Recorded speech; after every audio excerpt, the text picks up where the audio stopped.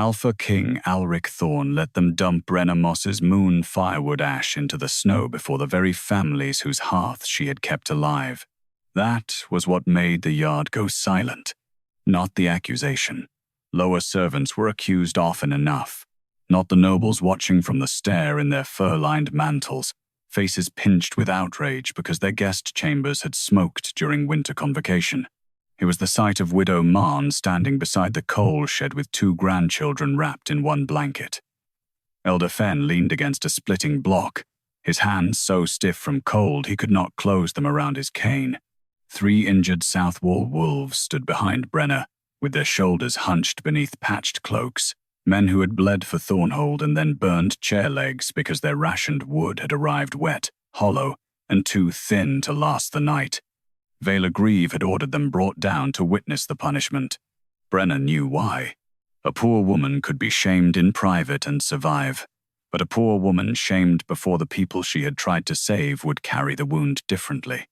The lower pack hearth yard crouched beneath Thornhold's western wall, where winter wind slid down from the black pines and found every cracked roof before it touched the royal towers.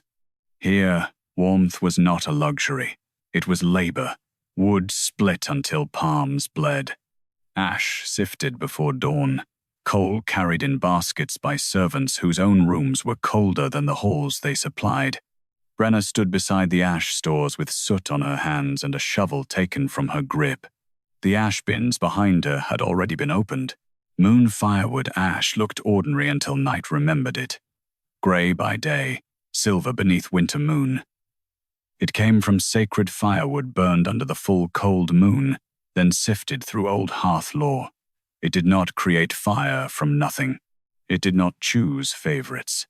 It answered homes that had been denied rightful warmth, and it marked where heat had been stolen from the pack bond. Brenna understood that law. That was her crime. Hearth Warden Veyla Greave stood before the bins with a brass ledger held against her black wool mantle. Her pale hair was braided smooth, her gloves spotless, her face arranged into sorrow that had never once gone hungry beside a dead stove. "Here is the theft," Veyla said, opening the ledger for the nobles to see. "Moon firewood ash from royal stores, mixed into lower pack firewood without sanction. While noble hearths failed, these waste fires continued to burn. Waste fires. The phrase moved through the yard like a knife finding old scars. Widow Marn lowered her eyes. Brenna did not. "There are no waste fires in rooms where people are freezing," she said. A nobleman scoffed. "She speaks as if survival outranks covenant order." "It does," Brenna said. The yard went still. Veyla's mouth softened into something more dangerous than anger. "Careful, Brenna." Brenna had heard that word in every winter ration room. It meant stop before the truth becomes punishable. She looked past Veyla to the upper stair, where Alpha King Alric Thorn had entered the yard. The cold seemed to sharpen around him. Alric wore a black fur mantle over dark winter armor, the silver thorn crown set low on storm-dark hair. His face was stern, broad through the cheekbones, cut by a pale scar beneath his left eye. His eyes were winter green, and hard enough to silence men before command left his mouth. At his throat, a wolf claw clasp held the royal mantle closed. He looked like a king carved to endure any blizzard, but Brenna saw the fog of his breath. Too heavy, too white, too constant beside burning coal pits. His royal wolf was cold. Not cold because the yard was cold. Cold because the warmth around him would not enter the pack bond cleanly. Alric's gaze found hers. For one heartbeat, something old and hidden moved behind his eyes, as if she had seen a locked room inside him. Then Veyla stepped between them. "Majesty," she said, "the lower hearth servant diverted ash during convocation. House Marrow, House Kale, and House Orin have already questioned why guest chambers smoked while lower roofs carried blue flame. If Thornhold cannot keep noble covenant hearths alive, the winter alliance weakens before dawn." Brenna looked toward the noble stair. Their hearths smoked because their wood was hollow winter pine marked as moon-grade. Veyla turned very slowly. Brenna continued before fear could make her wise. The lower homes received bark bundles and green splits. Their rightful moon firewood was moved uphill. A ripple passed through the yard. Alric looked at Veyla. Moved by whose order? Veyla did not blink. No such movement is recorded. Because you changed the ledger, Brenna said. You renamed lower homes as waste fires and sent their good wood to noble guest halls. The lower families stared at her. Not with shock. With terrible hope. Veyla closed the ledger. Majesty, this is precisely the rot I warned you of.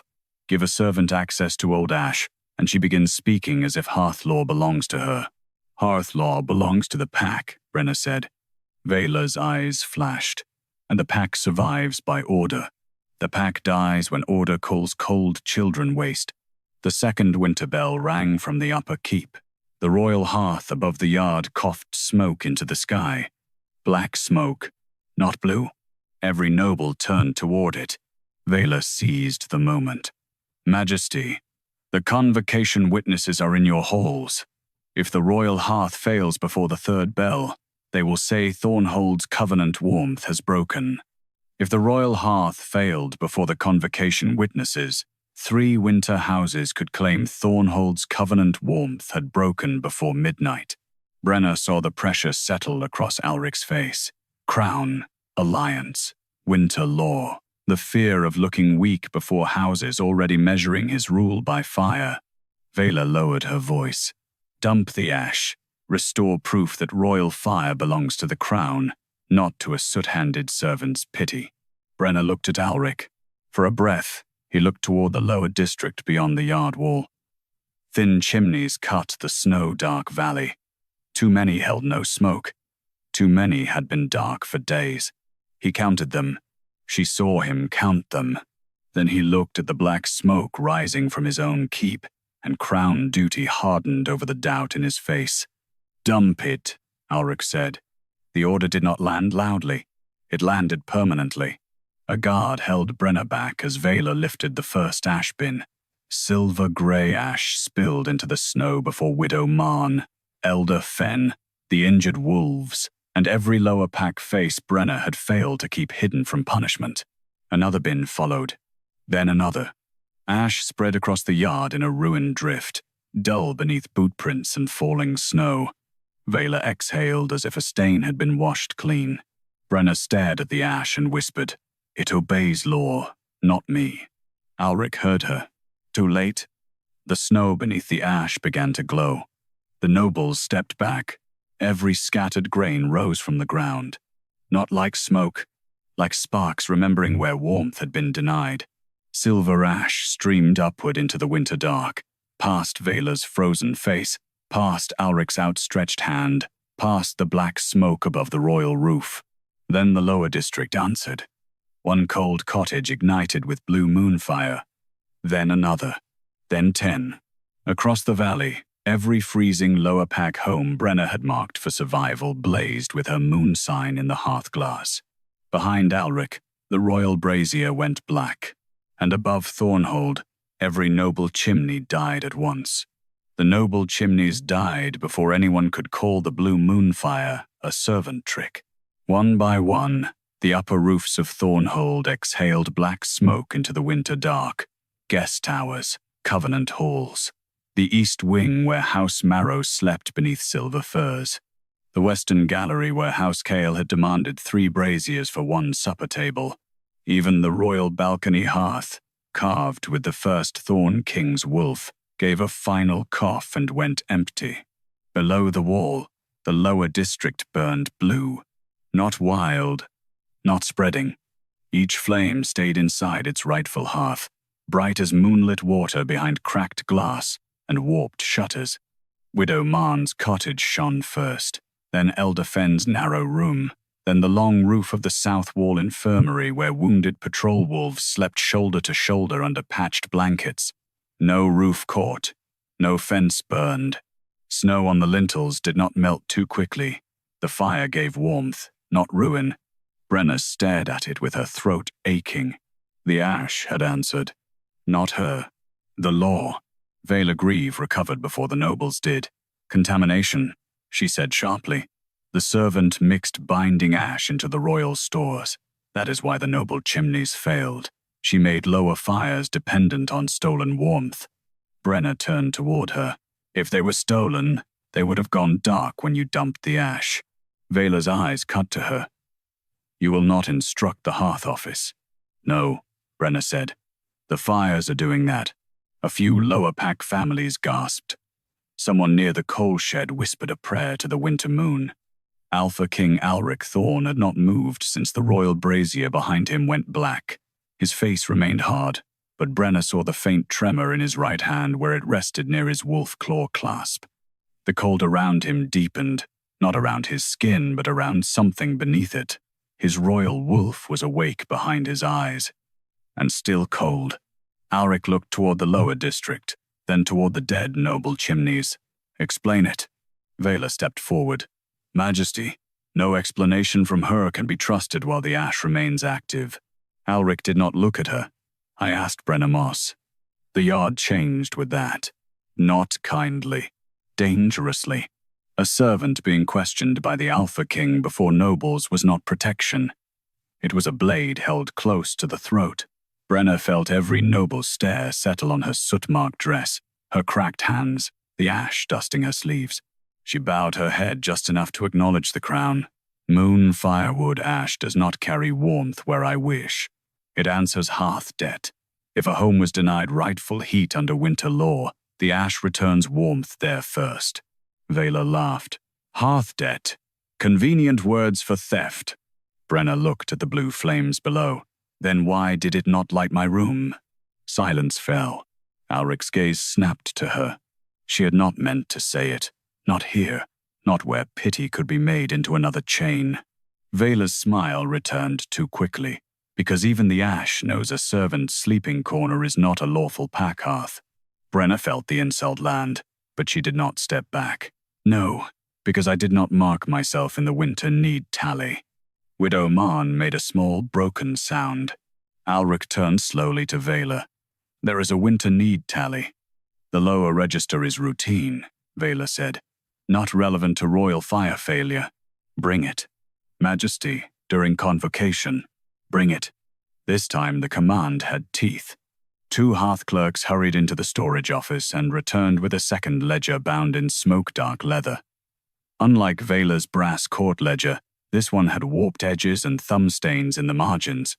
Brenna knew every page.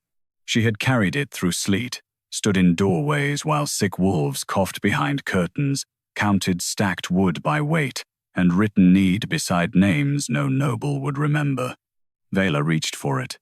Alric took it first. The yard held its breath while he opened the lower register beneath torchlight. His eyes moved over the first page, then the second. His jaw tightened. Waste fire, he read. Elder Fen closed his eyes. Alric looked up. This mark appears beside 27 lower homes. Veyla's voice remained smooth, a classification for excessive heat consumption. Brenna stepped forward before fear could stop her. Read the names. Alric looked at her. Please, she said, and hated the word because it sounded like begging when it was not. Read them before you decide what excessive means. He looked back at the ledger. Fenaro, age 72, frostbite in both hands, hearth-marked waste fire. The blue glow in Elder Fen's cottage brightened. South Wall Infirmary. 9 injured patrol wolves, 3 with bone fever, hearth-marked waste fire. The infirmary roof shone silver-blue through falling snow. Widow Marn Vale, 2 dependents. Son killed at Thorn Ridge, hearth-marked waste fire. Widow Marn bowed her head over the children in her blanket. Alric's voice roughened by a shade. Lower kitchen servants' barrack. 15 oath-bound workers. Night shift. Hearth-marked waste fire. Brenna looked at Veyla. Those workers cook for the halls that called them waste. A noblewoman looked away first. Then another. Veyla closed the space between herself and the king. Majesty, lower homes always claim need. Without strict classification, winter stores collapse. The guest houses had to be secured for alliance appearance. If the convocation houses believe Thornhold cannot warm its allies, They will withdraw men before the frost campaign. Alric shut the ledger. The sound was quiet, final enough to make Veyla stop speaking. You moved moongrade wood from these homes, he said. I protected the Alliance. You renamed pack debt as waste. I preserved the crown's face. Alric's eyes were cold enough to burn, at the price of its hands. For one breath, Brenna saw the nobles understand that the king was no longer speaking of ledgers. He was speaking of them. Then the third winter bell rang. The sound rolled over Thornhold from the upper keep. A messenger stumbled down the stair, pale beneath his cap. Majesty, the royal hearth will not relight. Veyla seized the chance. Because her ash still binds the system, she must be confined before the contamination spreads. Alric looked at Brenna. Suspicion still lived in him. Not gone, not forgiven. But now it had to share space with truth. Can royal fire be restored? He asked. Yes, Veyla said. Brenna answered at the same time. Not by force. Their voices crossed. Alric's gaze fixed on Brenna. She swallowed. If the hearth went dark because warmth was stolen through the pack bond, feeding it more wood will not make it lawful. Veyla snapped. Old ash superstition. Alric turned to the guards. Bring moon-grade wood from sealed royal stores. The logs came wrapped in blue wax and stamped with Thornhold's covenant mark. No hollow pine, no wet bark. True moon-grade firewood, reserved for the king's private hearth. A brazier was dragged into the yard and packed before witnesses. Veyla lit it herself with a silver taper. The flame rose blue. For 3 heartbeats, every noble exhaled. Then Alric stepped near it. The fire recoiled. Not from wind, from him. The blue flame bent away from the Alpha King as if his shadow carried winter. His breath turned white. His wolf claw clasp frosted over at his throat. Inside the palace above, the private royal hearth remained black. Brenna stared at the dying brazier, dread opening under her ribs. Alric's royal wolf did not recognize the warmth burned in his name, and the ash had not yet shown why. The brazier did not die all at once. It bent away from Alric Thorn, blue flame thinning into a crescent, as if the fire had found something colder than winter in the space around him. Frost spread across the wolf claw clasp at his throat. The silver tips turned white first, then the chain beneath, then the edge of his black mantle where it touched the metal. No one in the lower pack hearthyard spoke, not even Veyla Greave. That silence told Brenna more than any confession could have. Veyla knew the flame should not have recoiled from a crowned alpha whose bloodline had guarded Thornhold's hearth covenant for 9 generations. A royal fire might dim under curse, weaken under broken oath, or smoke beneath old grief. But it did not refuse the king unless the warmth burned in his name had been made unlawful before it reached him. Alric stared at the dying flame. Open the hearth roots. Veyla's head snapped toward him. Majesty, the root stones are beneath winter seal. Then break the seal. The convocation houses are still present. They can watch. That answer moved through the nobles like a cold blade under silk. Brenna looked at Alric then. He had not forgiven her. He had not trusted her fully. But he had chosen the door Veyla wanted shut, and in Thornhold that was not a small thing. 2 old hearthmen were summoned from the western wall. They came with iron pry bars, soot aprons, and the careful faces of men who had kept secrets too long because wages were easier to lose than guilt. At Alric's order, they lifted the snow-crusted grates along the yard floor. Beneath them lay the hearth roots. Stone channels, blackened with generations of winter smoke, ran like buried veins from the lower yard toward the royal keep. Each channel carried heat rights through Thornhold's old pack system. In good winters, the roots balanced warmth. Royal hearths, infirmaries, patrol barracks, widow rows, servant quarters, guest halls. No one received all. No one froze unseen. That was the covenant. Or it had been. Brenna knelt beside the nearest exposed channel. Silver ash still drifted through the air above the yard. but a few grains fell toward the root stones and settled into carved marks along the rim. The marks woke, not all of them, only the scratched ones.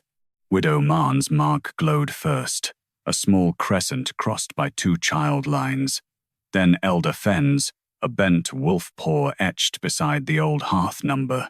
Then the south wall infirmary mark, 4 claw strokes beneath a healing notch. Each glowed blue. Then the glow slid sideways, not toward the lower district, up the channel, toward the noble guest wing. Brenna's stomach tightened. Alric saw it. What is that? Veyla stepped forward too quickly. Redistribution. Brenna did not look away from the root. The warmth roots do not redistribute without a countermark. Emergency winter protocol, Veyla said. Temporary rerouting for convocation pressure. From widows? Veyla's face hardened. From inefficient hearths. Alric's voice lowered. Show me the countermarks. No one moved. The old hearthman stared at the snow. Alric turned his head toward them. Now, one of the men, gray-bearded and shaking, scraped soot from the inner edge of the channel with his knife.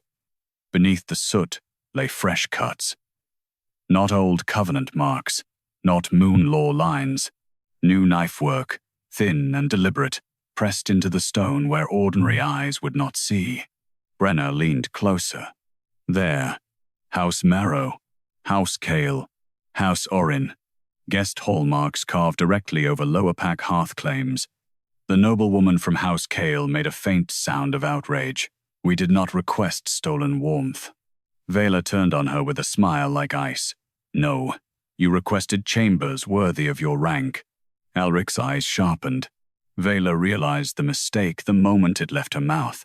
Brenna did not let it disappear, and the hearth office gave it to them by cutting warmth out of the lower homes.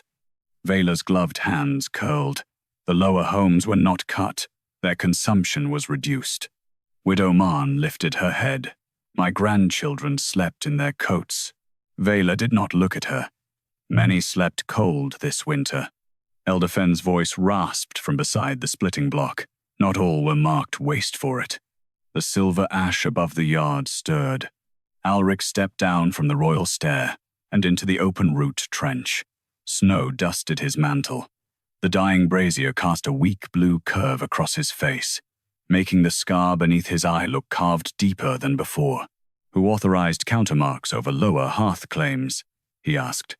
Veyla opened the brass ledger again, but her fingers had lost some of their grace. The Hearth Office holds delegated authority under Winter Alliance law. That was not my question. It was necessary. For whom? For Thornhold, she said sharply. For your throne. For every oath. Bound house waiting to see whether you could host convocation after the border raids. They came cold, suspicious, and ready to measure your rule. A warm guest hole buys soldiers. A cold widow buys nothing. The words were too honest. The yard seemed to recoil. Brenna saw Alric absorb them, not as insult, as inventory. Every lie stripped away until the ugly shape remained. Veyla had not stolen warmth for personal comfort. She had sacrificed the lower pack to polish royal strength before allied eyes. That made her worse, because she could call it service. Alric looked toward the blue lower fires beyond the wall. Brenna. Her name and his voice startled the yard. She rose slowly. Majesty. If the roots are corrected, will the royal hearth relight? Veyla answered first. Of course. Brenna felt the truth hesitate in her throat. Alric saw it. Say it. No, Brenna said. The nobles murmured. Veyla almost smiled. Brenna continued before the smile could grow. Correcting the roots will return warmth to the homes that were denied. It may relight lawful guest hearths if their wood was honest and their claim was clean, but the royal hearth refused you directly. Alric's expression did not change. Because of my wolf. Because your wolf is part of the pack bond. It knows warmth reached you through debt. And when the debt is repaid? Brenna looked at the frost still whitening his clasp. Then we learn whether the debt was only in the roots. The old hearthman nearest the trench made a strangled sound. Alric turned. You have something to say. The man shook his head once. Veyla spoke softly. Do not embarrass yourself, Harl. The old man flinched. Brenna saw it. So did Alric. "Speak," the king said. Harl swallowed. "There is another root beneath the royal hearth." Veyla went utterly still. Alric stepped closer. "Another root. Old one," Harl whispered. "Sealed after your father's reign. Not for guest halls." Brenna's pulse changed. The silver ash above the yard began drifting toward the keep wall. Alric's voice turned deadly quiet. "Where does it lead?" Harl looked at Brenna, then at the lower district glowing blue beyond the snow. "To the cold rooms, no ledger names anymore." Veyla snapped. "Enough. Too late." The moon firewood ash dropped from the air all at once. Every grain struck the exposed hearth roots. The lower marks blazed. Then, beneath the royal channel, a hidden line burned silver through the stone, running not toward the noble halls, but under the king's private wing. Alric followed the light with his eyes. Brenna did too. The hidden route ended beneath the royal hearth tower. The dead royal hearth glass frosted from the inside. Then a lower pack mark appeared in the frost. A mark Brenna had never written. The dead royal hearth glass frosted from the inside. At first, the nobles thought it was only cold claiming what fire had abandoned. Frost laced the tall black glass above the royal hearth tower in thin white veins, crawling from the center outward. But ordinary frost did not move against the wind. Ordinary frost did not choose a shape. Brenna saw the mark form before anyone named it. A crescent hearth line, 3 short strokes beneath it. 1 broken oath ring around the edge. A lower pack claim mark, but not Widow Marn's. Not Elder Fenn's. Not the South Wall Infirmary. Not any home Brenna had entered in the last 4 winters with ash under her nails and tallied charcoal in her pocket. She stepped toward the tower wall without realizing it. Veyla Greave caught her sleeve. "Do not touch royal glass." Brenna looked down at the gloved fingers on her arm, then up at Veyla's face. "You are afraid of a mark." "I am afraid of servants mistaking spectacle for law." Alric's voice cut between them. "Release her."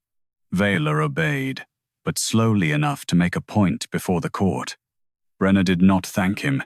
She crossed the open hearth root and stood beneath the tower window where the dead glass glowed with inner frost. The mark held steady there, pale and accusing, as if winter itself had written what the ledgers refused.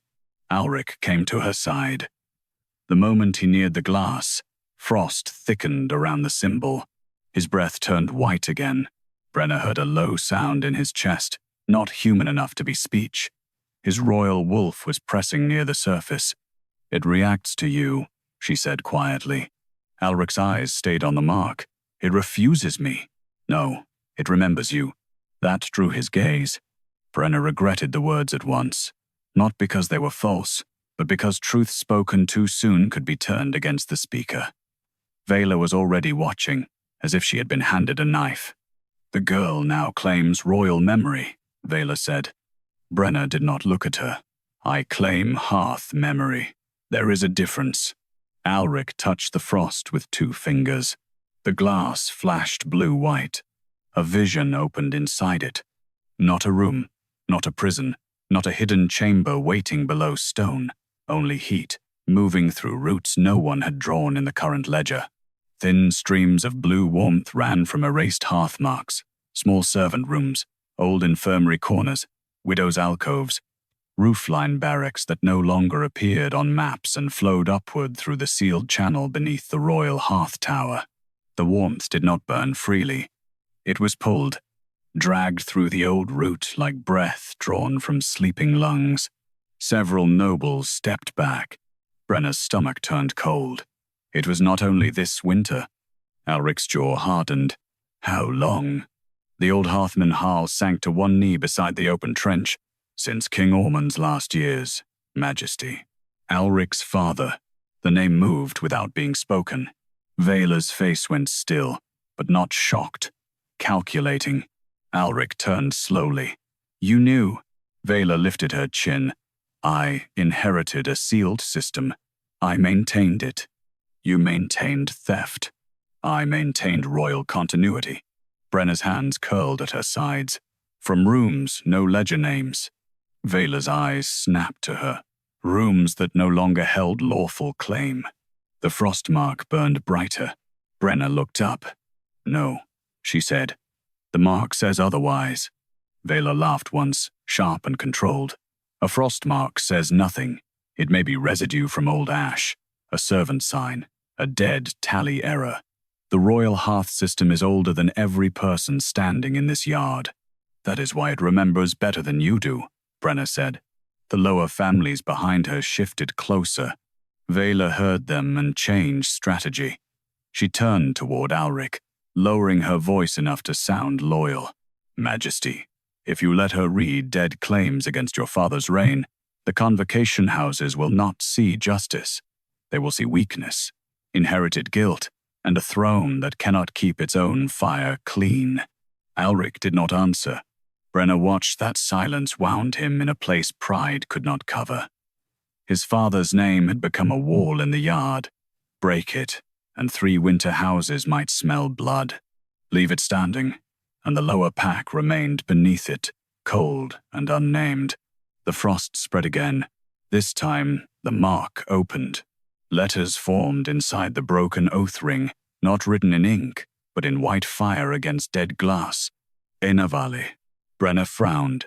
She knew every current winter claim, every widow, every elder, every injured wolf, every servant barrack with fewer blankets than bodies.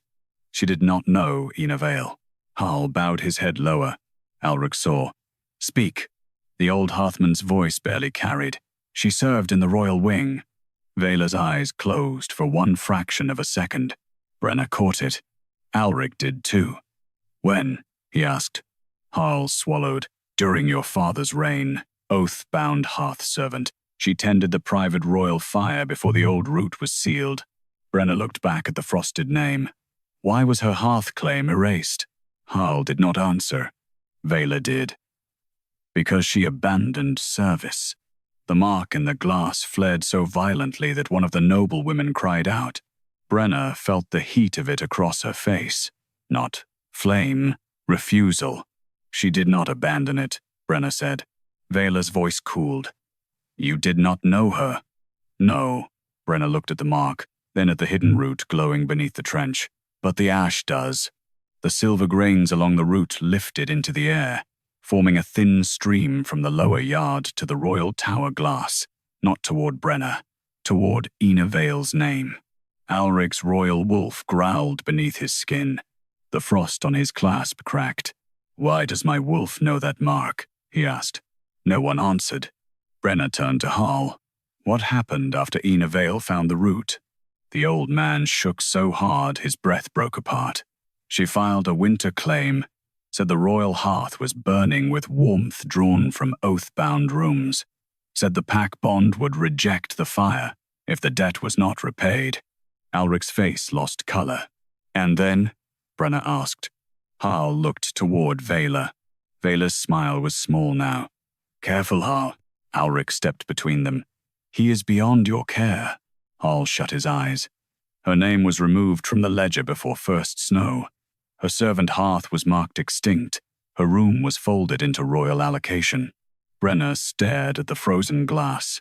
An oath-bound hearth servant, erased for naming stolen warmth. Not buried in stone, not knocking from beneath the keep. Worse, written out of the pack bond so thoroughly that her fire could be taken forever without anyone calling it theft. The royal hearth glass darkened around Enavale's name. Then another mark appeared beside it. Smaller, newer, not fully formed. Brenna's breath caught. Alric saw her expression. "What is it?" She could barely speak.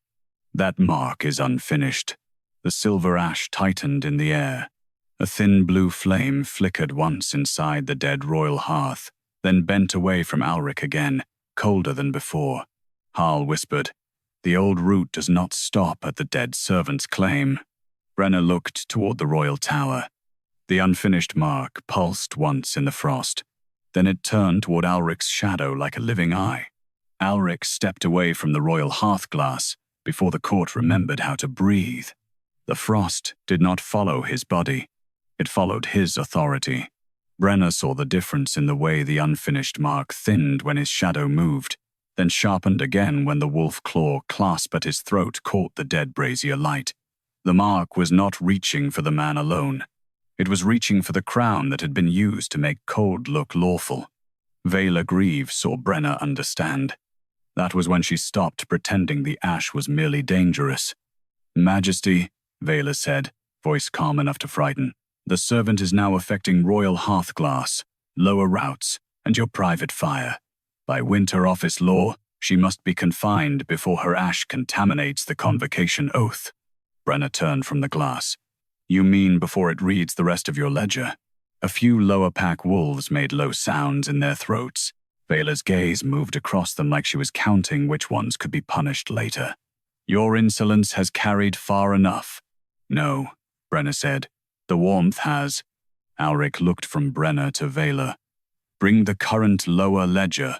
Veyla's face did not change, but her fingers tightened around the brass book she already held. "This is the current ledger." "The working ledger." The yard went still again. Brenna looked at him sharply. Most kings did not know there were two records.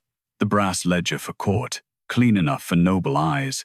The working ledger for soot hands, where the true cold lived. Late deliveries, bad wood, sick rooms, dead chimneys, borrowed coal, names crossed in haste because winter had no patience for ceremony. Veyla bowed her head. "The working ledger is not fit for public reading." Alric's voice lowered. "Neither is freezing my pack." The old hearth clerk who had brought the first book hesitated near the storage door. Veyla did not look at him, but she did not have to. Her silence struck harder than a command. Alric did look at him. "Now," he said. The clerk vanished and returned with a narrow ledger wrapped in oilcloth.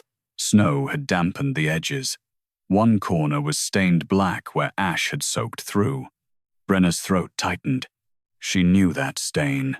Her own hand had left it 3 nights ago after she had tallied the south wall infirmary by moon ash instead of ink because the bottle had frozen. The clerk placed the working ledger on a split stump before the king. Veyla stepped forward. "Majesty, before you open that, remember who stands above us. House Marrow, House Kale, House Orin. They came for covenant assurance, not a servant's theater." Alric opened the ledger. The pages fluttered under a breath of cold that came from no wind. Moon ash drifted from Brenna's sleeves and settled on the fresh ink. The marks woke in silver. Not every name, only the altered ones. Widow Marn's line appeared first. Wastefire had been written over winter protection claim. Elder Fenn's hearth had been changed from bone sickness priority to excessive use. The South Wall Infirmary had been reduced from patrol recovery heat to temporary storage. Then the page turned by itself. Brenna stopped breathing. Her name stood at the bottom. Brenna Moss. No private hearth. No registered winter claim. Ash stores held under crown tolerance. Status pending forfeiture. Forfeiture. The word looked small for what it meant. Veyla spoke softly. She has no lawful hearth. No family room. No oath. Fire of her own. Every grain of ash she handled belonged to crown property. If she moved warmth, she did so as a servant misusing royal material. Brenna heard Widow Marn whisper her name, but it sounded far away.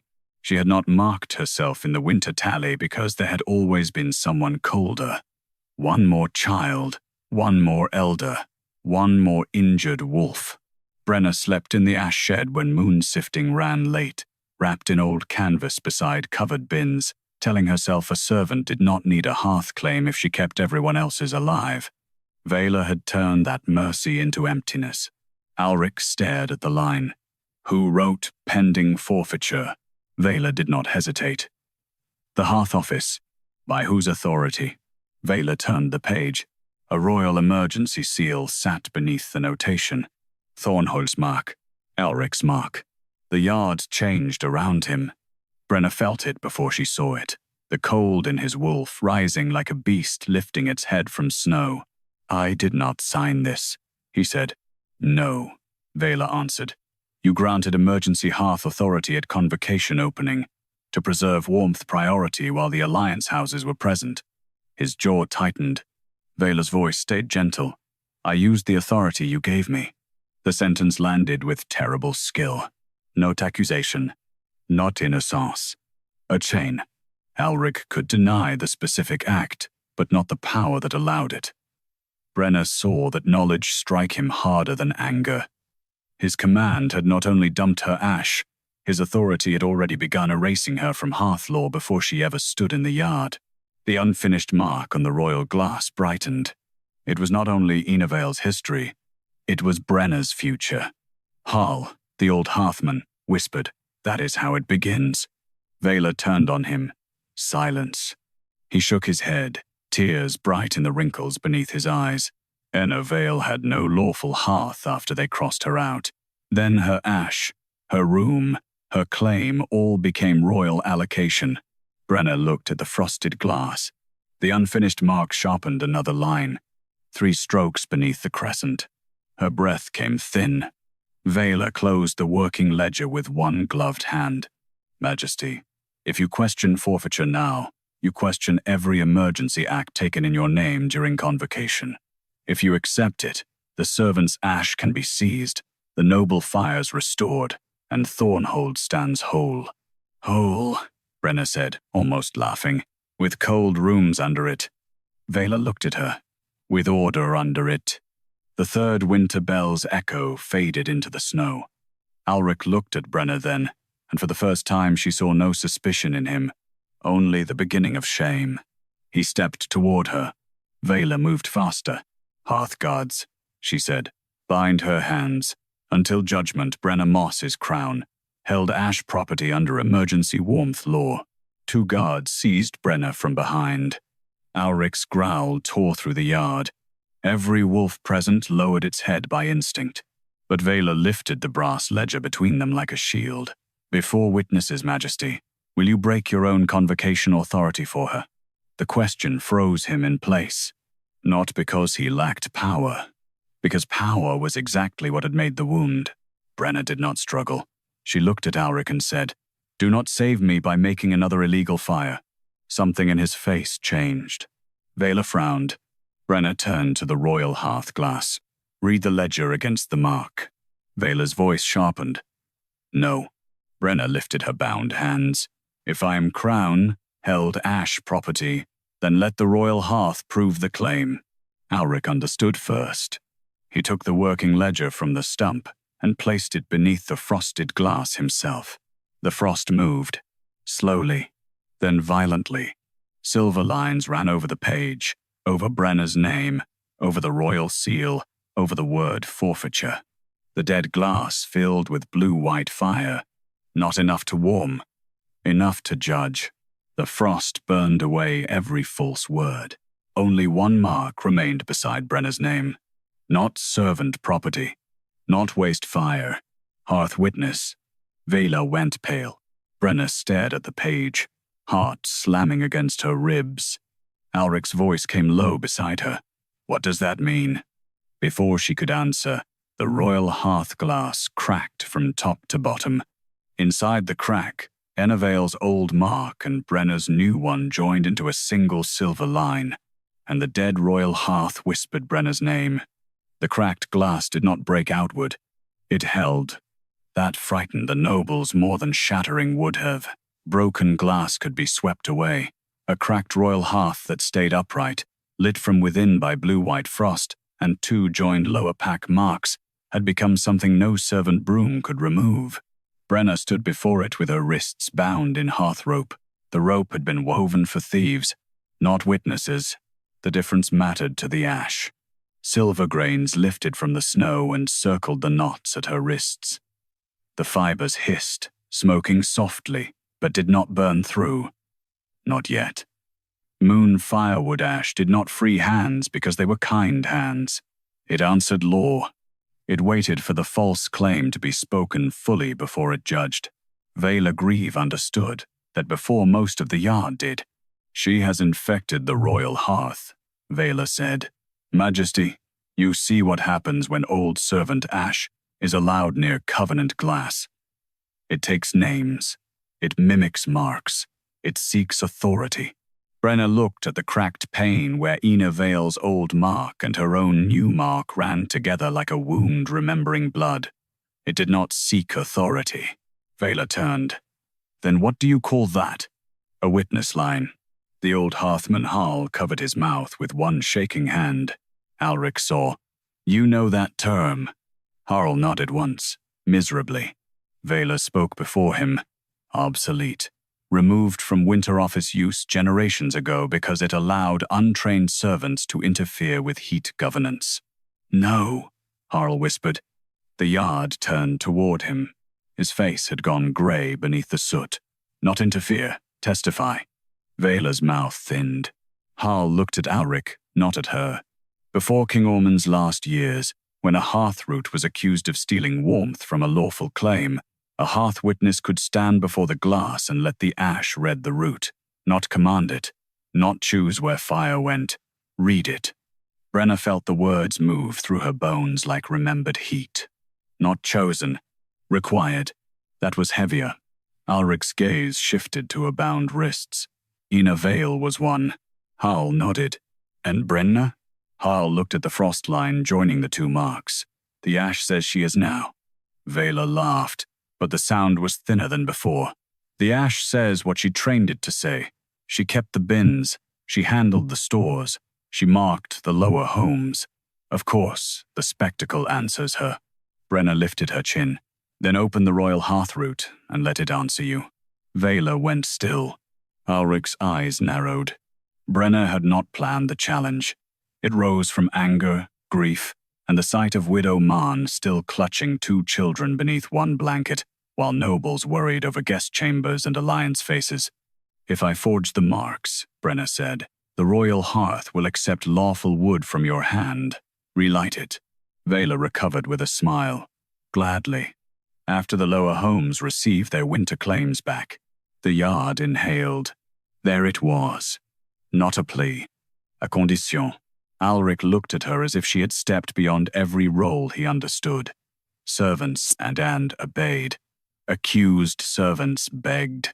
Condemned servants wept or cursed or collapsed under crown pressure.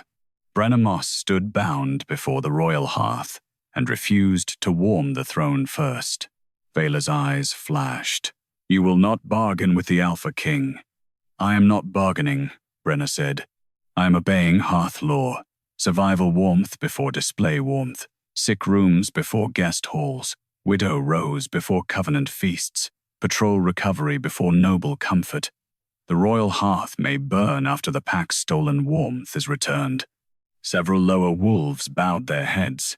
Not deeply. Not yet. But enough that the nobles saw. Alric saw too. Veyla pointed at Brenna. This is rebellion disguised as mercy. No, Brenna said. It is the part of law you buried because it did not flatter power. Alric stepped closer. His wolf claw clasp was still frosted, but the ice had begun to crack where the ash circled Brenna's wrists. His royal wolf pressed behind his eyes, cold and restless, not attacking her, not bowing to her, but listening. Can the lower claims be restored tonight? He asked. Veyla answered. Not without destabilizing the entire winter route system. Brenna said, yes. Veyla turned sharply. You do not have the authority. Brenna lifted her bound hands. The false forfeiture gave me none. The hearth witness mark gives me enough to read what was stolen. You still hold the office. Use it correctly. For the first time, Veyla looked truly angry. Because Brenna had not tried to seize her position. She had demanded she do it lawfully. Alric faced Veyla. Restore the lower claims. Majesty, if the guest halls go cold before dawn, House Marrow may withdraw its border wolves. Let them explain why their comfort required widow fires. A nobleman from House Marrow stiffened. Your Majesty. Alric did not raise his voice. Speak carefully. The hearth glass is listening.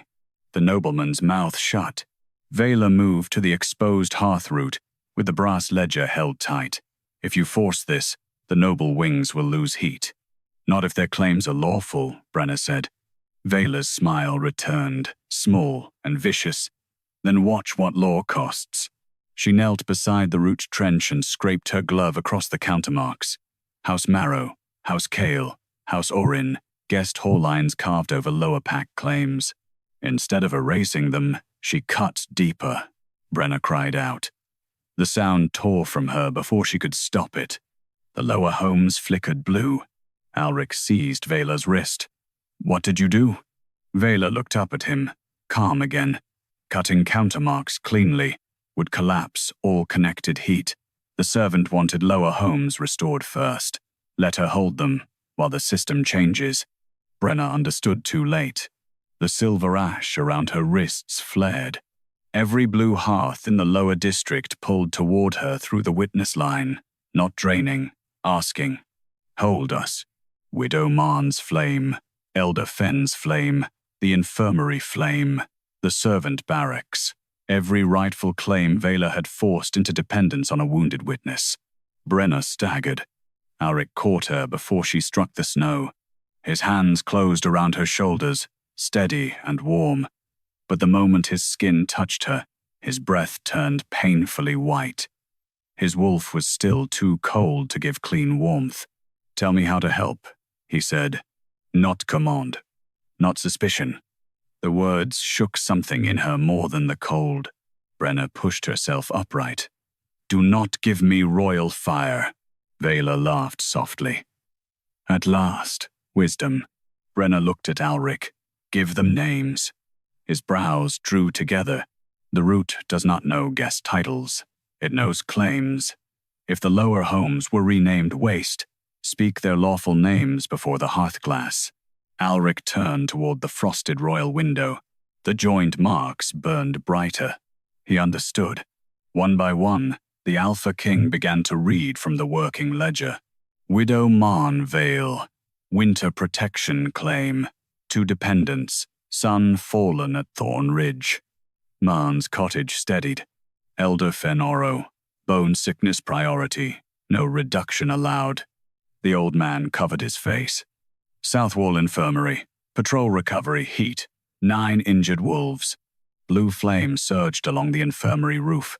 The noble stood trapped in witness. The more Alric named, the less Brenna shook. The ash did not need him to save her. It needed him to stop hiding the truth behind his crown. At the final lower claim, the hearth rope around Brenna's wrists burned silver and fell into the snow. Veyla's face went white. Alric lowered the ledger. The lower district burned steady, blue, and lawful. Then the royal hearth glass opened a second frost line. Not toward the lower homes. Toward the noble guest wing. Every carved countermark lit black. The guest wing answered with smoke. Not ordinary smoke, gray and harmless above a winter roof, but black smoke that moved downward against the draft, sliding along the outer walls of Thornhold like spilled ink. The noble families on the stair turned toward their chambers in alarm. Far above, glass panes flashed once, each one marked from within by the same dark lines that had burned across the exposed hearth routs. House Marrow, House Kale, House Orin.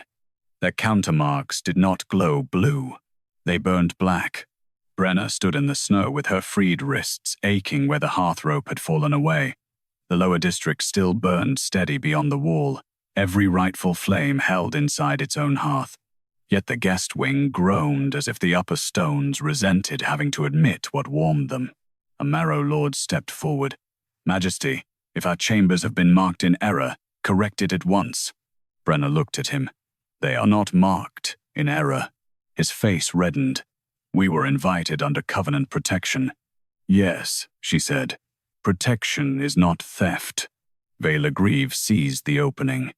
"You see? She now dares accuse allied houses. This is exactly what happens when Lower Ash is allowed to interpret noble claims." "No," Brenna said. "The Ash is not interpreting rank. It is reading root debt." Alric held the working ledger in one hand. The frost on his wolf claw clasp had thinned, but not vanished. His royal wolf listened behind his eyes with a hunger that did not feel like violence now. It felt like something wounded lifting its head toward a distant fire. "Explain the black," he said. Brenna turned toward the exposed channels. Blue marks show rightful warmth restored. Black marks show warmth drawn across a false claim. Housecale's noblewoman lifted her chin. We did not carve those roots. Veyla's gaze cut toward her, a silent warning. Brenna saw it. So did Alric. Perhaps not, Brenna said, but your guest chambers accepted heat from names written beneath yours. The noblewoman's confidence faltered. Alric stepped toward the open trench. Open the guest route. Veyla went cold. Majesty, that route runs beneath occupied quarters. Then empty them. If you force allied houses from their rooms before dawn, they will call it insult. Alric looked at the black smoke sliding down the wall. They are already standing in stolen warmth. The words struck harder than a shouted command. Soldiers moved at once, not to attack, but to clear the guest air, open wall grates, and bring iron tools to the upper channel mouth. Noble attendants protested. House guards reached for sword hilts until Alric's stare made every hand fall away. Brenna followed the silver ash. It led not to the biggest hearth in the guest wing, but to a narrow service vent behind the Covenant Hall kitchen. That alone told her what Veyla had done. Honest warmth roots entered through hearth mouths. Stolen ones hid behind service access, where soot and labor covered fraud better than royal seals ever could. The first grate came loose. Heat rolled out. Not clean heat. Thick, clinging, sour with over-dried pine, old wax, and something like burned wool. Brenna coughed. Alric moved beside her before she could step back, one arm half lifted, then stopped himself before touching her. The restraint cut through her more sharply than rescue would have. He was learning. Veyla noticed and hated it. Brenna knelt by the opened vent. Inside, 3 noble countermarks had been carved over a bed of smaller, lower claims. Names had not merely been crossed out. They had been scraped thin, pressed flat beneath guest marks until only fragments remained. Marn, Fen, South Wall, Servant Barrack, then others older than the current ledger. Enavale. Brenna's breath caught. Ina's mark ran under all 3 noble houses, old enough to be blackened by many winters, fresh enough to still bleed frost when ash touched it. Alric saw the name. Her claim was still feeding the guest wing. Harl bowed his head. Not feeding, Majesty. Anchoring. Brenna looked up. Meaning? The old hearthman swallowed.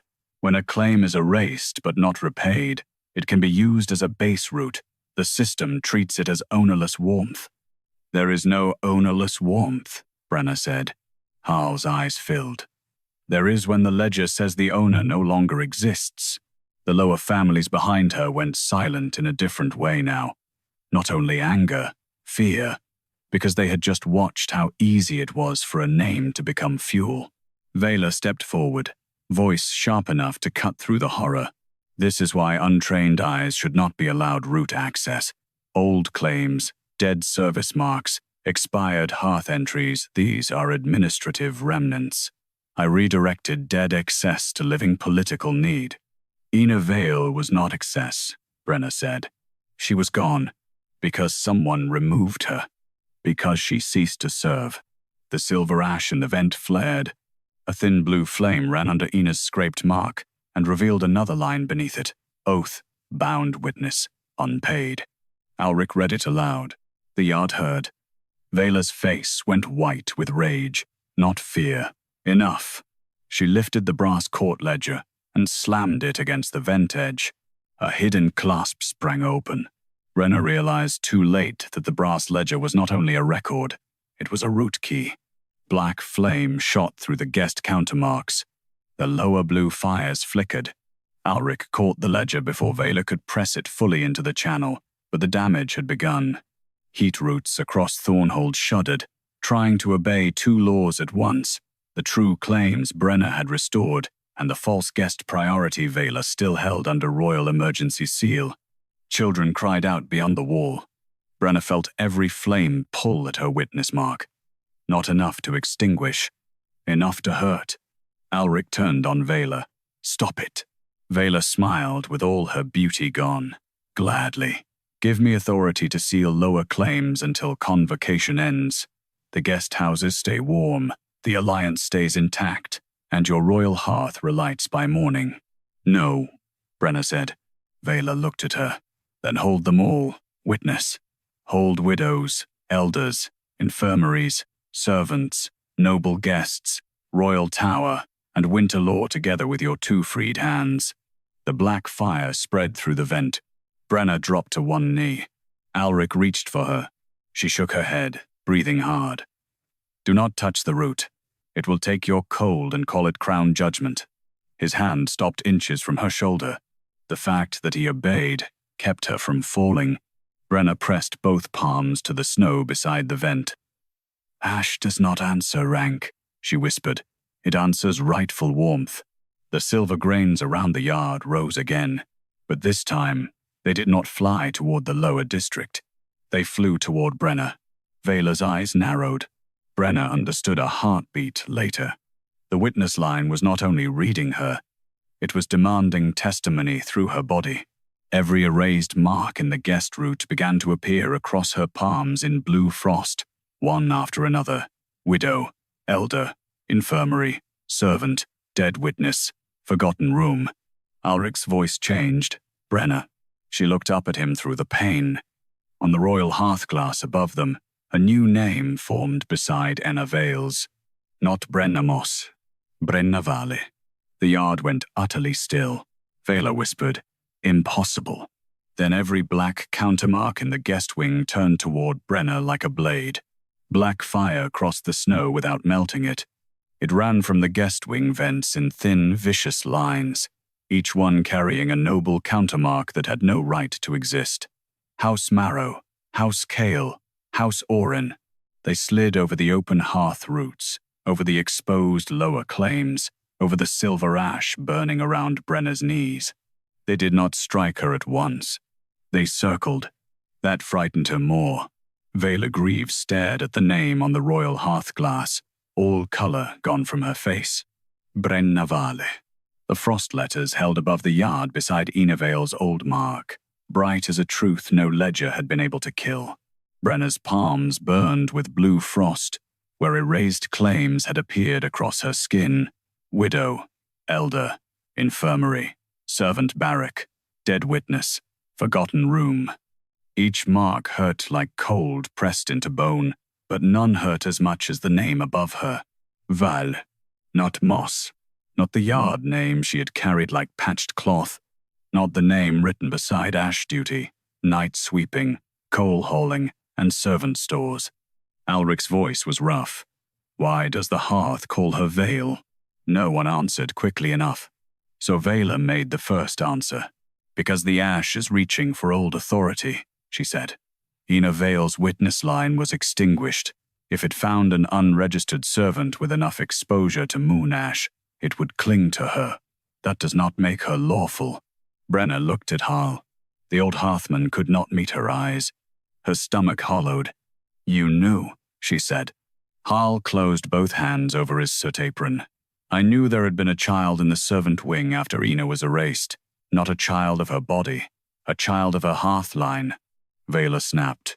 "That distinction has no standing." "It used to," Harl whispered. Alric turned on him.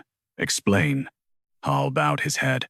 Before the old route was sealed, hearth witnesses did not pass only by blood, they passed by claim.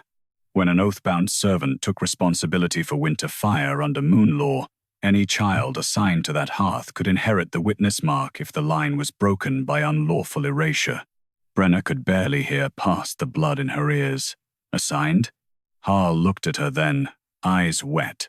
"You were placed in the ash shed ledger as Brenna Moss, because the Vale hearth had been crossed out. Moss was a yard name, a name for children who belonged to labor, not to a room." The lower families were silent. Brenna felt their silence like hands around her shoulders. She had always thought herself rootless in an ordinary way. A servant with no private hearth, no family claim, no room whose fire could answer her if she called. She had not known rootless could be manufactured by ink. Veyla stepped forward. "This changes nothing except the danger." If she is an unregistered continuation of an extinguished witness line, then she is not merely a servant misusing ash. She is an illegal hearth claimant. The black countermarks tightened around Brenna. Alric moved. Brenna lifted one hand. Don't. He stopped, though every part of him looked ready to break the yard in half. Veyla saw that restraint and used it. Majesty. Under emergency warmth law, an illegal claimant can be sealed before convocation witnesses. Seal her, and every contested line ends with her. The lower flames may be assigned properly. The guest houses may be restored. Your father's reign remains intact. Your hearth relights. There it was. The shape of the trap. Not only silence Brenna. Use her. Make her the new dead claim beneath the root. Fold every unpaid debt into her name. Seal it, and call Thornhold whole. Brenna tried to stand, but the black mark snapped inward. Pain drove her back to one knee. The lower district flickered. Alric saw it. Veyla. She is holding false claims open, Veyla said. Let the root close. Those are people. They are claims. His voice dropped. They are my pack. That struck the yard harder than any growl. Brenna looked up at him through the frost, blurring her sight. For the first time, he had said it not as crown language, not as duty, not as something nobles could weigh against alliance needs. Mine, his wolf meant. Not property. Responsibility. The royal hearth glass brightened. Veyla realized the danger. If you recognize her name, you recognize an erased witness line from your father's reign. Every winter house will ask what else Thornhold has burned to keep its throne warm. Alric's face changed. Not softened. Cleared. Then they will ask the right question. A shiver passed through the nobles. He took the working ledger from the snow and opened it beneath the royal glass. The pages snapped in the wind, stopping at Brenna's line. Brennamos. No private hearth.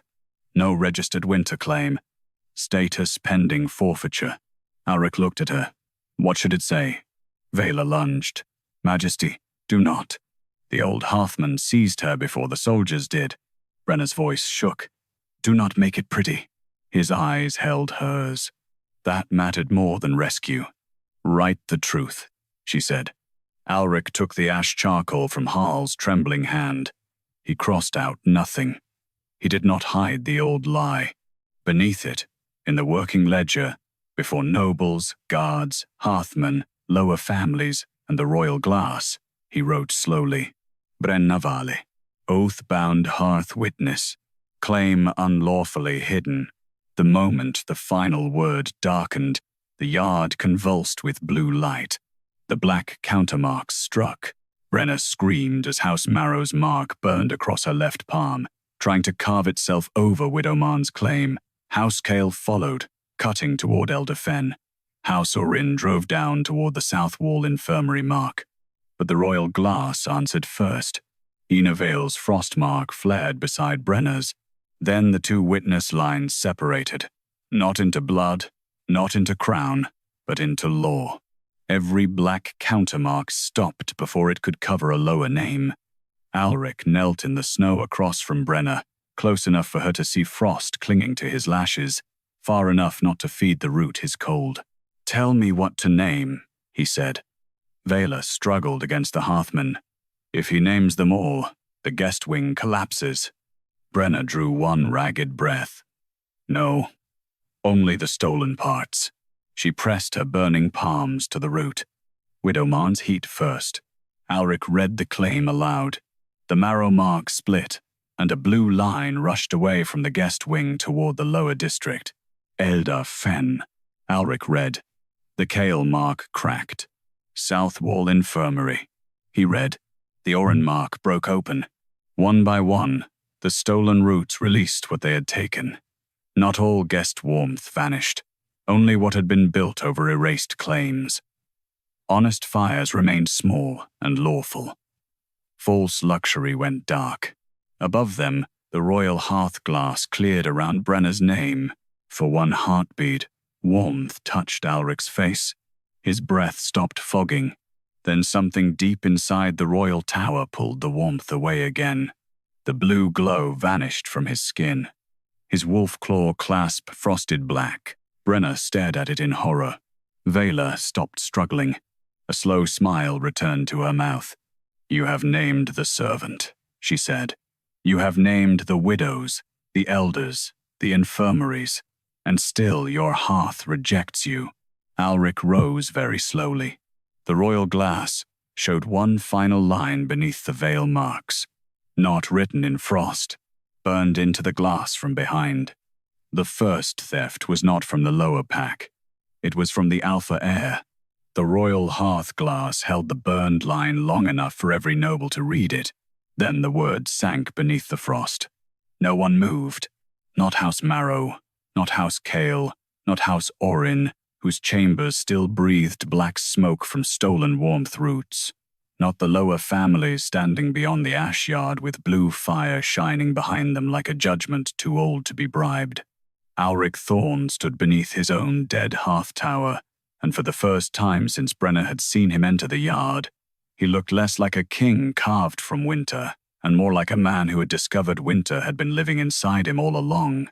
"What is air warmth?" he asked. Hal bowed so low his forehead nearly touched the snow. "A first claim, Majesty." Alric did not take his eyes from the glass. "Speak plainly." The old hearthman swallowed. "Before a crowned alpha rules the pack hearth, his wolf is given a private hearth claim, not luxury, bond.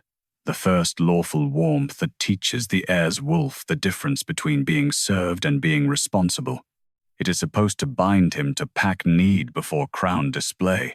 Brenna's burned palms tightened. She understood before Hal finished. Veyla Greave's face had gone very still. Hal continued, voice shaking. "In King Ormond's last years, the old royal route was reversed. The heir claim was turned into a reserve anchor. Whenever the royal hearth needed to appear strong, it pulled through that mark." Alric's jaw flexed. "Through me. Through your wolf's first hearth," Hal whispered. The winter yard seemed to tilt. Brenna looked at Alric's frosted clasp, his white breath, the fire that recoiled whenever he approached. His wolf had not rejected warmth because he was cursed by birth. It rejected warmth because the crown had taught it that royal fire came by taking what had first belonged to the bond between alpha and pack. Veyla stepped forward. "A necessary measure after the border famines." Alric turned his head. No growl, no blade, only a tension cold enough to make her choose each word carefully. "Veyla dit. Your father inherited a starving winter court and 3 hostile houses. Thornhold could not show a failing hearth while enemies circled. The air reserve stabilized the royal tower. It preserved rule. Without it, there may have been no crown for you to wear." Brenna stared at her. "You made a prince's wolf pay for a lie." Veyla's eyes cut to her.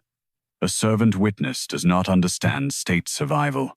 "No," Brenna said, "but I understand stolen warmth when it keeps asking the wounded to be grateful."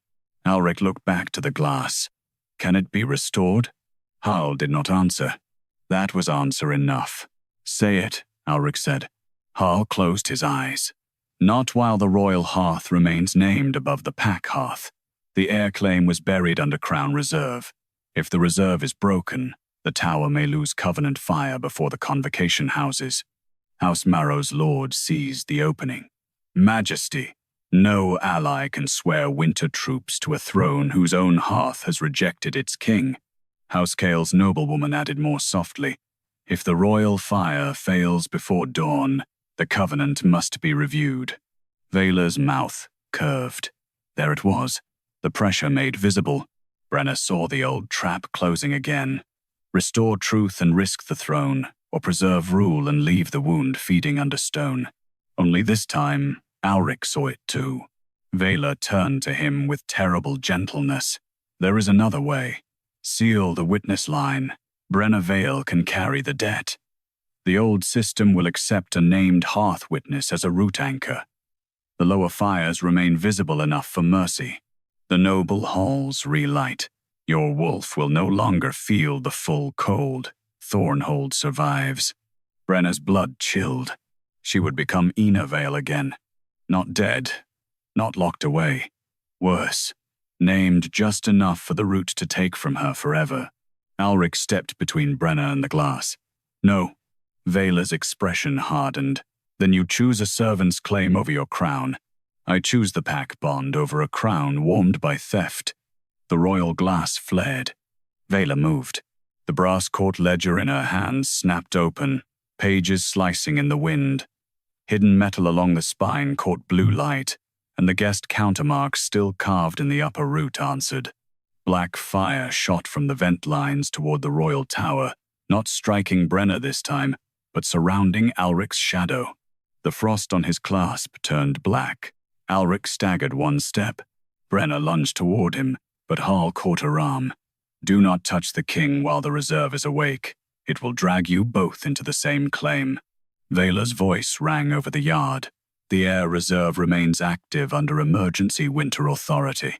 If he breaks crown warmth before convocation ends, he breaks Thornhold's covenant by his own hand. The black fire tightened around Alric. His breath vanished. For one horrible moment, he made no sound at all. Brenna pulled free of Hall. Alric. His eyes moved to her. Not Majesty. Not Alpha King. His name had come from her mouth before she could stop it, and the royal glass heard. A small mark appeared beneath the burned line. Not crown, not throne, not Thornhold. A single thorn wolf curled around a coal. Alric's first hearth claim. Brenna understood. The root does not need your title. Veyla snapped. Silence. It needs your name. Brenna stepped closer, keeping just outside the black fire. Not the crown name. Yours. Alric looked at the mark. The nobles watched him. The lower families watched him. His wolf watched from the cold place the old root had made inside his chest. What must I say? He asked. Brenna's voice trembled. Say what was stolen. For the first time that night, fear crossed his face plainly. Not fear of death. Fear of truth undoing the shape he had lived inside. Then Alric removed the wolf claw clasp from his throat. The black frost cracked. He set the royal mantle in the snow. Veyla vent pale. Majesty. He pressed his bare hand to the frozen glass beneath the small thorn wolf mark. I am Alric Thorn, he said, voice carrying across the yard. Before crown, before tower, before convocation witness. My wolf's first hearth was taken into royal reserve without my knowing. I withdraw my name from stolen warmth. The glass exploded blue. Not outward, inward. Flame rushed through the royal tower roots, burning along the hidden channels beneath the keep. Black countermarks screamed across stone. The guest wing went dark where stolen heat had fed it. The lower district burned steadier. Brenna's palms cooled for the first time since the witness marks had opened. Alric dropped to one knee. Brenna caught herself before she crossed the fire line. The royal hearth did not relight, but the frost on his clasp melted in the snow. Veyla stared at the glass, breathing fast now, because the blue fire had not stopped at King Ormond's old seal. It had burned through every renewal carved after him. One mark remained on the royal hearth glass, fresh and black, cut over the air reserve line that very morning. Veyla Greave. Alric slowly lifted his head. Veyla backed away. The glass showed the final entry beneath her mark. Brenna Moss, pending forfeiture, to replace failed air reserve. For one heartbeat, even Veyla Greave had no lie ready. That was how the truth entered the yard. Not gently, not with mercy. It stood in the cracked royal hearth glass above Thornhold for nobles, lower families, old hearthmen, soldiers, and the Alpha King himself to see. The morning's planned forfeiture had not been punishment for stolen ash. It had been replacement. Brenna had been chosen not by moonfire, not by destiny, but by a corrupt office that needed a living witness line strong enough to carry the cold the air reserve could no longer bear. Then Veyla moved. She drove the brass court ledger toward the exposed root trench with both hands, aiming the hidden metal spine at the blackened countermark still carved beneath the guest wing. Hull cried out. Alric surged forward, but Brenna was closer to the ash. She dropped to her knees and struck both palms into the silver drift. Pain flashed white through her bones. Every erased mark on her skin opened at once. Widow, elder, infirmary, servant barrack, Ina Vale, forgotten room. Alric's first hearth. Each one burned bright enough to make the snow around her glow blue. Moon ash, Brenna whispered. Answer rightful warmth. The ash rose. Not toward Veyla, toward the ledger.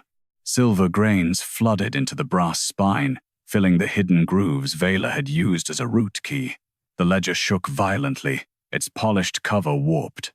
Page after page snapped open in the freezing air, showing neat court entries written over dirtier working marks. Waste fire, excessive use, temporary reduction, extinct hearth, pending forfeiture. The ash burned through each false phrase without touching the names beneath. Veyla screamed and tried to pull the ledger back. Alric caught her wrist. This time there was no hesitation in him. Not rage answering rage. Judgment holding still long enough to be lawful. You tried to make her my new reserve, he said. Veyla's lips trembled, but she found her old weapon one last time. I tried to keep your throne alive. Your wolf failed the tower. Your father's system failed. The alliance houses were watching. Someone had to carry the debt. Brenna lifted her face. Debt is not carried by the person you erase. Veyla turned on her. You would let Thornhold fall for cottages. The lower district burned blue beyond the wall. Brenna's voice steadied. No, I would stop calling Thornhold whole while its cottages freeze. Alric looked up at the royal hearth glass. His father's old seal was blackened. Veyla's mark cracked. His own first hearth claim glowed small and blue beneath layers of burned authority. The royal tower still had not relit, but the cold around him had changed. It no longer moved like a cage. It moved like a wound exposed to air. He released Veyla to the soldiers. Bind Hearth Warden Greave. Her face went white. Majesty, before convocation witnesses. Good, Alric said. Let them witness why their halls were warm. House Marrow's lord stepped forward. If you strip guest priority, our winter troops. Alric turned. The man stopped. Not because Alric growled, because he did not. The Alpha King stood without mantle, without clasp, without the polished signs of invulnerable rule. Snow touched his dark hair. Frost melted at his throat. His breath no longer fogged so painfully, but he looked colder for what he now understood. Any house that requires widow heat to keep its soldiers loyal may withdraw before dawn, Alric said, but it will leave with its countermark read before every border pack. No one answered. Brenna pressed one hand to the root and forced herself to stand. The royal hearth will not relight while it is named above the pack. Alric looked at her. So did every noble. Veyla laughed from the soldier's grip, hoarse and furious. Hear her. She wants the throne hearth lowered. Brenna shook her head. I want it corrected. Harl whispered. That law has not been spoken since before Ormond. Then speak it now, Alric said. The old hearthman stared at him. Alric stepped aside from the royal glass and faced the lower families. No, let Brenna speak it. Brenna's throat tightened. All her life, she had carried warmth as labor. Wood, ash, coal, count, apology. Quiet defiance in rooms where no one above the wall cared to enter. Now the entire winter court waited for her to name a law older than their pride. She looked at Widow Marn, at Elderfin, at the injured South Wall wolves, at the servant barrack workers who cooked for halls that had renamed them waste, then at Alric, who had ordered her ash dumped and now stood ready to have his own hearth judged by the servant he had failed to believe. Hearth law begins below the crown, Brenna said. Survival warmth before display warmth, sick rooms before feasts, workers before guest halls, widows before alliances, pack hearth before royal hearth. The royal glass flashed blue. Alric lowered his head once. Not a bow to her. A bow to the law. I accept. The hidden route under the tower split open in light. No chamber opened. No body emerged. Only heat, old and stolen, finally released from the wrong direction. Blue warmth flowed away from the royal tower first, not toward it. It ran down through the channels, over the restored lower claims, through servant rooms, infirmary stones, widow rows, patrol barracks, forgotten hearth corners, and the old erased mark of Vale. Where it touched each rightful claim, the flame steadied. Where it touched false countermarks, black carvings broke apart and fell as soot. Brenna swayed. Alric reached for her, then stopped, remembering. She saw it. The restraint, the respect. This time, she gave the permission. His hand closed around her elbow, warm enough to steady, not enough to claim. His wolf did not recoil from her. It leaned, carefully, toward the warmth moving through her witness mark as if learning the difference between taking and receiving. The royal hearth glass cleared. For a moment, it showed Vale's mark beside Brenna Vale's, both silver, both unburied. Then Ina's mark softened, not vanishing, but settling into the restored root like a name finally returned to its room. Brenna felt the old witness line release her. Not abandon, trust. The royal tower gave one low breath. A blue flame appeared inside the dead hearth. Small, almost humble. It did not roar back to prove the king powerful. It burned like a hearth that understood it came last. Alric stared at it. His eyes closed once, and when he opened them, the winter green looked less like a weapon. Veyla sank against the soldier's hands. "The Alliance will call you weakened," she whispered. Alric looked down at her. "Then they have mistaken theft for strength, as you did." He faced the yard. "Hearth Warden Veyla Greave will stand before Winter Court with every ledger open. All emergency hearth authority is revoked until the roots are read. No lower home may be marked waste fire for sickness, age, injury, oath service, or widow claim. No noble guest hole may receive heat until survival hearths are supplied first. And no royal fire will burn from an erased name again." The lower families did not cheer at first. Cold people did not always remember how quickly. Then Widow Marn's youngest grandchild stepped from her blanket and held both hands toward the blue glow rising from the valley. Elder Fen began to weep. One injured wolf bowed his head to Brenna, and then another, until the entire lower yard lowered itself in witness not to a queen, not to a chosen savior, but to the woman who had kept their warmth alive when law had been turned against them. Brenna looked at Alric. "You believed her before you checked the cold rooms," she said. "Yes. You let them dump the ash. Yes. You cannot relight trust by naming a law once." "No," he said. "Tell me where to begin." It was not an apology dressed as command. So she answered. "Wood first. Real moon, great wood, widow row, infirmary, servant barracks, old rooms restored to the ledger. Then the guest halls may ask what is left." Alric turned to the captains. "Do it." Before dawn, the lower pack hearthyard changed. Not beautifully, honestly. Noble stacks were opened. Hollow winter pine was thrown aside.